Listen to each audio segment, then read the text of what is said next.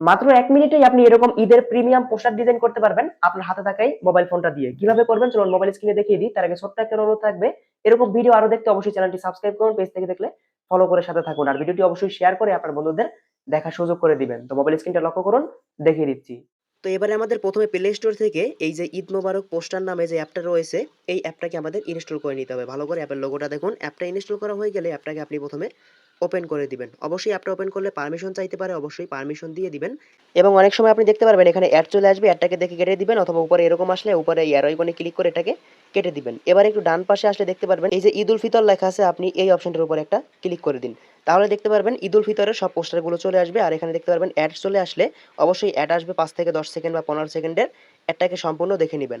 আর যদি কোনো রকম অ্যাড আসে তাহলে অ্যাডটাকে দেখবেন, দেখার পর উপরে স্কিপে ক্লিক করবেন। এবার এখান থেকে ক্রস আইকনে ক্লিক করে অ্যাডটাকে কেটে দিবেন।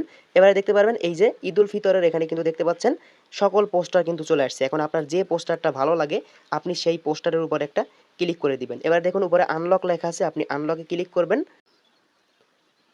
তো এবারে অ্যাড আসলে অ্যাডটাকে সম্পূর্ণ দেখে আপনি উপরে ক্রস আইকনে ক্লিক করে কেটে দিবেন। এবারে দেখতে পারবেন এখান থেকে এই যে এখানে ওপেন লেখা চলে আসবে, আপনি ওপেনে ক্লিক করে দিবেন। অ্যাডটা দেখলে এখানে ওপেন লেখা চলে আসবে।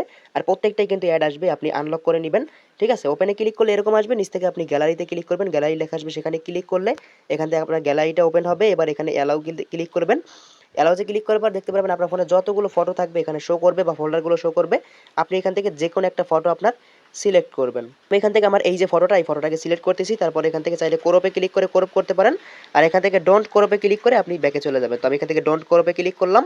এবার এরকম আসলে আপনি স্কিপে ক্লিক করবেন। তারপর এখান থেকে আবারও ক্রস আইকনে ক্লিক করে কেটে দিবেন। এবারে দেখতে পাবেন আপনার ফটোটা এভাবে জুম করবেন, আপনি হাত দিয়ে ছোট বড় করে এখান থেকে জুম করে এখানে বসাই দিবেন। ঠিক আছে, তো আমি আমার ফটোটাকে এভাবে করে নিব। এবার এখানে এই যে এভাবে বসাই দেবো। আপনি চাইলে আবার বড়ও করতে পারেন।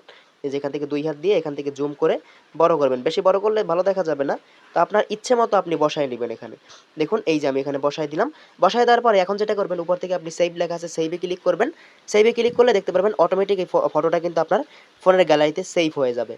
এই যে দেখুন আমার ফোনের গ্যালারিতে কিন্তু ফটোটা সেভ হয়ে গেছে, একদম প্রিমিয়াম এইচডি কোয়ালিটিতে কিন্তু ফটোটা সেভ হয়ে গেছে। এভাবে আপনি যতগুলো ইচ্ছা আপনি ততগুলো কিন্তু এভাবে পোস্টার কিন্তু ডিজাইন করতে পারবেন মাত্র 1 ক্লিকে। ভিডিওটি ভালো লাগলে অবশ্যই চ্যানেলটি সাবস্ক্রাইব করুন, পেজ থেকে দেখলে ফলো করে সাথে থাকুন, আর ভিডিওটি শেয়ার করে আপনার বন্ধুদের দেখার সুযোগ করে দিন।